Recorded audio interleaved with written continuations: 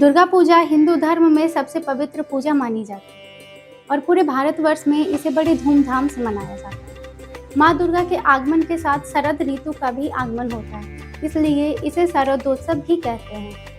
ये पूजा हर राज्य में मनाई जाती है और पश्चिम बंगाल, उड़ीसा और असम में ये मुख्य रूप से मनाई जाती है। पश्चिम बंगाल की दुर्गा पूजा आज विश्व प्रसिद्ध है। हर साल पूरी दुनिया के कई देशों से लोग बंगाल की दुर्गा पूजा देखने आते हैं।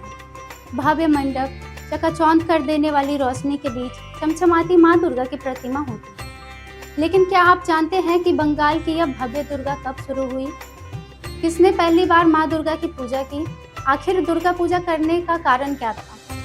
साथ ही बात करेंगे दुर्गा प्रतिमा के सृजन के बारे में कि वेश्याओं के आंगन की मिट्टी से ही क्यों माँ की प्रतिमा तैयार की जाती है।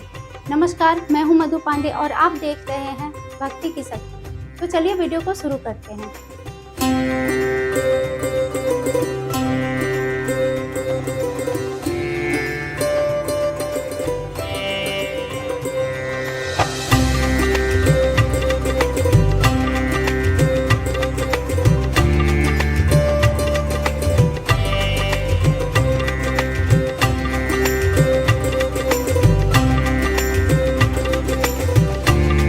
आइए सबसे पहले पलटते हैं इतिहास के पन्ने।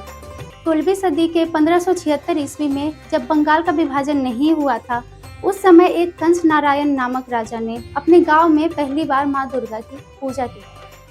वहीं कोलकाता में पहली बार 1610 ईस्वी में बड़ीसा के रायचौधरी परिवार के द्वारा मनाई गई। तब कोलकाता शहर नहीं बल्कि एक गाँव हुआ करता था जिसका नाम कालीकता था। पौराणिक कथाओं के अनुसार माँ दुर्गा की पूजा एवं नवरात्रि पूजन के कई कारण हैं। इसे बुराई पर अच्छाई की जीत का प्रतीक माना जाता है। माना जाता है कि देवी दुर्गा ने राक्षस महिषासुर से 9 दिनों तक युद्ध किया था और 10वें दिन उसका वध किया था।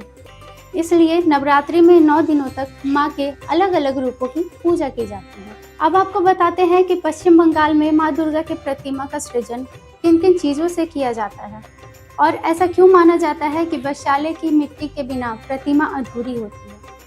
हिंदू मान्यताओं के अनुसार माँ दुर्गा की जो प्रतिमा है उसके लिए 4 चीज काफी महत्वपूर्ण मानी जाती है।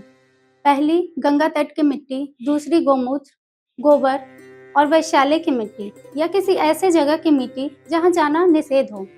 इन सभी को मिलाकर बनाई गई मूर्ति ही पूर्ण मानी जाती है। दरअसल वैश्याओं के आंगन की मिट्टी के बिना माँ की प्रतिमा अधूरी मानी जाती है और माँ दुर्गा पूजा स्वीकार नहीं करती। इसलिए कोलकाता में प्रतिमा बनाने के लिए मिट्टी सोनागाछी से लाई जाती है, क्योंकि ये वहाँ का रेड लाइट एरिया है जहाँ वैश्याएं अपना जीवन यापन करने हेतु देह व्यापार करती हैं और यहाँ आने वाले पुरुष उनकी दहलीज से पार होते हुए अपनी गरिमा, पवित्रता और मर्यादा बाहर ही उतार कर अंदर जाते हैं। इसलिए वैश्याओं के आंगन की मिट्टी को इतना पवित्र माना। ऐसी मान्यता है कि मंदिर का पुजारी या मूर्तिकार वैशाल्य के बाहर जाकर वैश्याओं से उनके आंगन की मिट्टी भीख में मांगता है।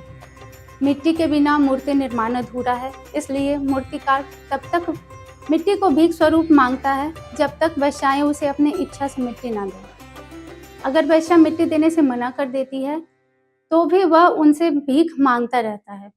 प्राचीन काल में इस प्रथा का हिस्सा केवल मंदिर का पुजारी हुआ करता था, लेकिन जैसे जैसे समय बदला पुजारी के अलावा मूर्तिकार भी वैशाल्य से मिट्टी लाने के लिए जाने लगा और ये प्रथा अभी भी जारी है।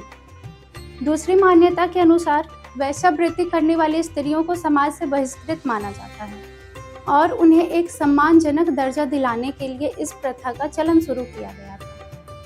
उनके आंगन की मिट्टी को पवित्र माना जाता है और उसका उपयोग मूर्ति के लिए किया जाता है। वास्तव में इस त्योहार के सबसे मुख्य काम में उनकी ये बड़ी भूमिका उन्हें समाज के मुख्य धारा में शामिल करने का एक बड़ा जरिया है। ऐसे ही और भी दिलचस्प पौराणिक कथाओं को सुनने के लिए और जानने के लिए देखते रहिए शक्ति की भक्ति मधु के साथ। धन्यवाद।